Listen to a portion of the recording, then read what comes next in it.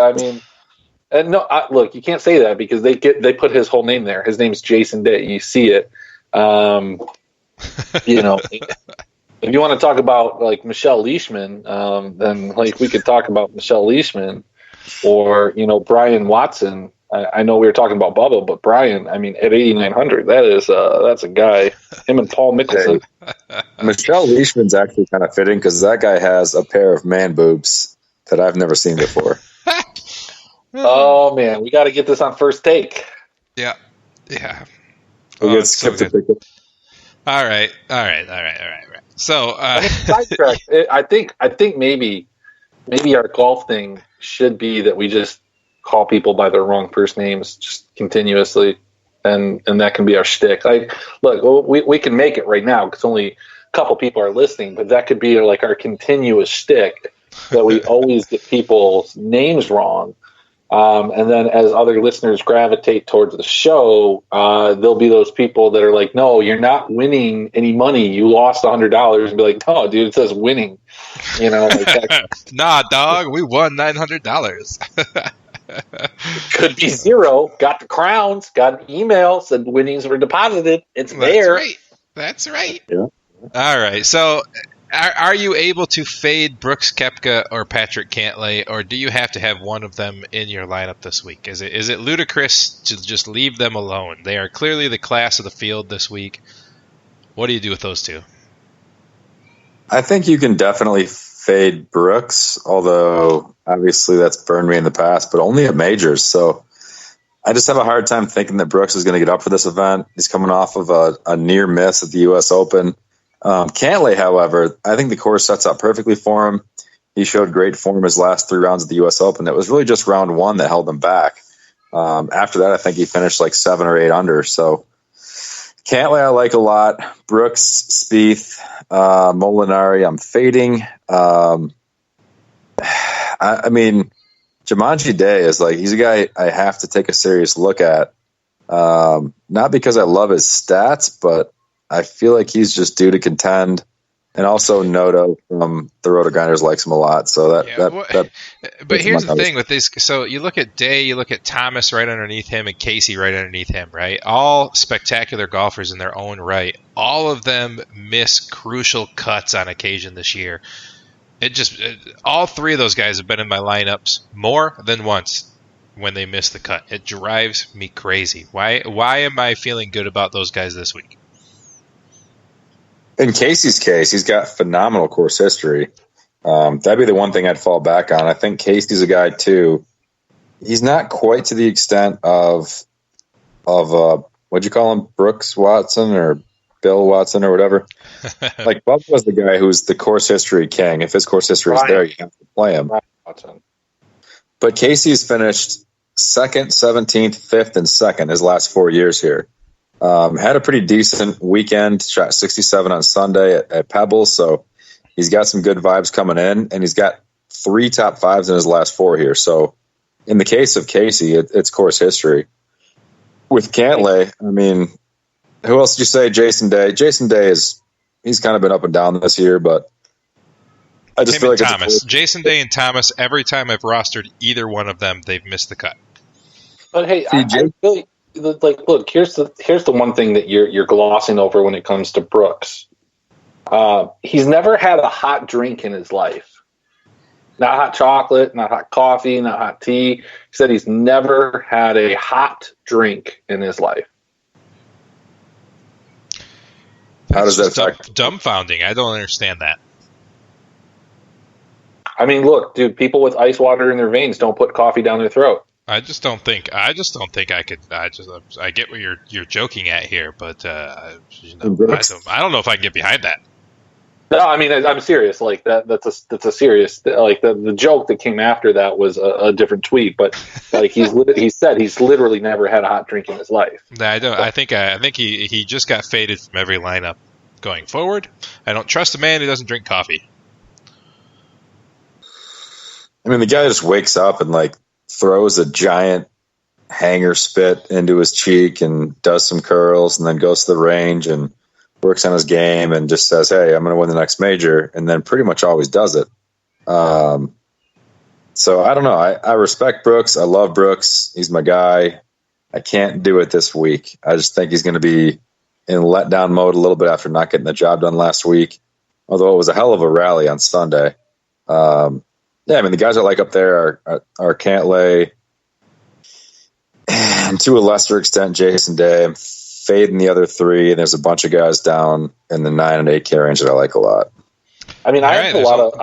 Oh, go ahead, like, Chris. I have a lot of problems the last couple of weeks. Like, I've been the only person that's propped up Jason Day for, oh my God, what is it, June? Since, like, when did the season start? Like, in February or January? I'm, like, the only guy that, like, comes around and says Jason Day. And then the last 2 weeks, the person that's just, like, tried to push him down and push him out of the picture and say that he's less than, a human being in Mr. White here is now just backing him. Like, he's backing Jason Day. Correct. He's kind of been, like, mediocre to bad most of the year, so I think that take has been spot on. I don't even love him this week. Like, I've just seen throw him off. That's all I'm saying. It's like, just don't know what's going on.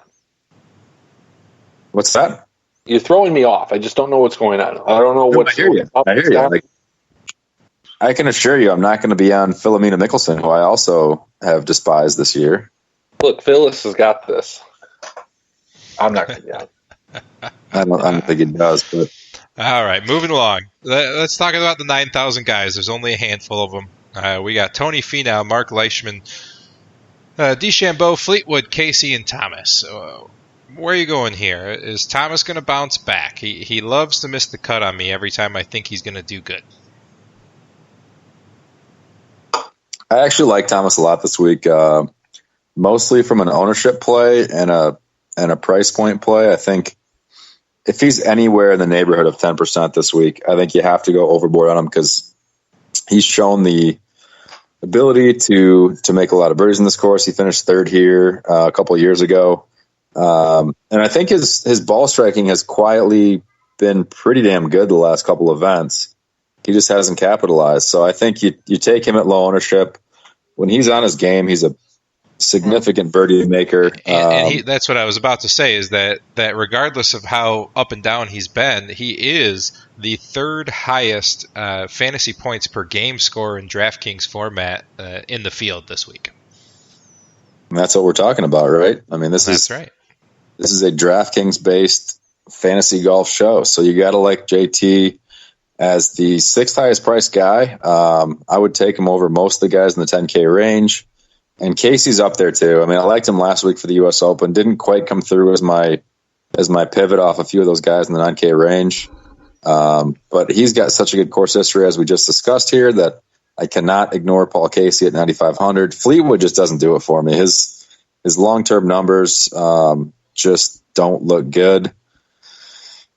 You guys know I want every reason I can to get on Bryson, and he's been trending really well the last couple events. He's also finished, I think he was like 36th here a couple of years ago, 19th last year, something like that.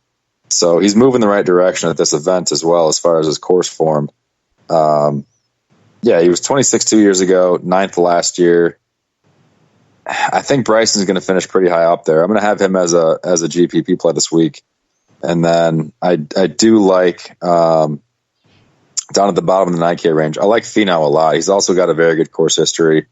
He's played pretty solid here the last couple of years, and I think he's going to come in with pretty low ownership given his form coming in with the struggles at the U.S. Open. 3 top 25s in his last 3 events here, so cannot get away from Mr. Finau, especially if his ownership's lower than normal, which it should be. Dig it. No, I don't know. Leishman, yeah. I mean, Mark. What did we call Mark Leishman? Mark. What was his Michelle? Michelle. Yeah, it's Michelle. Just like Bryson could be Barack. Yeah. Barack DeChambeau. I think the best thing is to seriously not worry about what we had been calling them and just pick a new name every time. It's fine. Just whatever comes to mind. Yeah, Marsha. Even in the same sentence, it could be like. Like Brian Snedeker, has a lot of good history, and I think, Brendan Snedeker is just going to just kill it this week. Like, that's a little forced. All All right. So the ultimate, going off the 9,000 guys, getting down to the 8,000. The ultimate guy that's been up and down in salary, Mr. Chesticle himself. How are you feeling about him this week? He literally ping pongs a couple $1,000s a week. The Chesticle is very up and down depending on field as far as his price goes. Obviously, coming off of a T3 at the U.S. Open, it's a guy that a lot of people are going to be on. If he's like 20% ownership, which I expect him to be, I'm going to a couple guys beneath him that I think have a little bit of prospects this week. So Chaz is going to be ownership dependent. I think he's going to miss the cut. My dog, as soon as we started talking about the Chesticle, she got up, she shook herself, and she walked into another room, and now she's licking her butt. So that's what she thinks of Chesticle. So the dog is fading the Chesticle. Completely just abandoning the Chesticle altogether. Like the opposite of the Jerry bark? Yes. Yeah. I mean, she got up and she left and she's like, I don't want any part of this. Like, you guys, you're getting trapped. It's a trap. But then she licked her butt. So, I mean, you gotta take that for what it's worth. If he's like 20% owned, I'm probably going to take him in cash and fade him in GPPs. Because I think he's a bad play in cash at 20%. Like, you don't have to play somebody that's highly owned like that. I mean, look, I get that concept, and the concept is that somebody's highly owned, that you're limiting the times that you have to beat somebody. But I mean, you could take that leverage in cash. I think that the problem is people think about cash so differently than what cash is now. Cash does not have, especially at this point in the PGA season, I just don't think the cash has the same implications that it does. There's not the same edge. I mean, you're playing against people that have a lot of the resources and tools that everybody else does. I just, a guy that like him at 20% ownership is just crazy to me. Yeah, I don't disagree. I mean, he's been solid all year. The one rebuttal that I'll make is that he's been extremely consistent this season. I mean, overall, he's been one of the most consistent performers. The only argument you can make against him is that his price is a little high. As you said, Danger, he fluctuates quite a bit. One week he's a major value play. The next week he's up in the top 15 as far as price point goes. His form is great coming in. He's got like mediocre course history here. One top 25 on the number in 2015, 25th, and then a couple in the 40s, and then a 75th last year. So not great course history. I guess you can make the argument too that he's coming off of a major, I guess you can call it contending, although he had no shot to win. It could be a letdown. I mean, those weeks are grueling at the U.S. Open, so he could be in for a letdown here. I don't mind your thinking there. Has he really been consistent? Tied for 38, cut, tied 65, cut, 28, 18, 14, cut, 3. I mean, it's recent form more than anything. He's a guy that's, when he's in good form, he tends to ride it. If you look at last year, he had a streak of like 5, 6, 7 events where he was top 20 pretty much every week. So he's a guy I like to ride when he's in form, but I could easily see him fading this week a little bit. The thing I like about him is that his strokes gained approach numbers are fantastic, especially in that 150 to 200 range. He's a great iron player, so it does set up well for him this week. And I think he's a different player than he was a few years ago relative to the field. So I don't know. I'm kind of in between on Reavie right now. It's going to be an ownership play based on what we see him at later tonight.